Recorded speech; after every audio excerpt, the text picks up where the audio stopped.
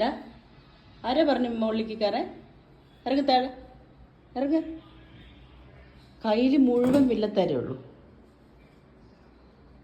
ഇറങ്ങി വേണം താഴെ. എന്തിനാ മുകളിൽ കയറിയത്?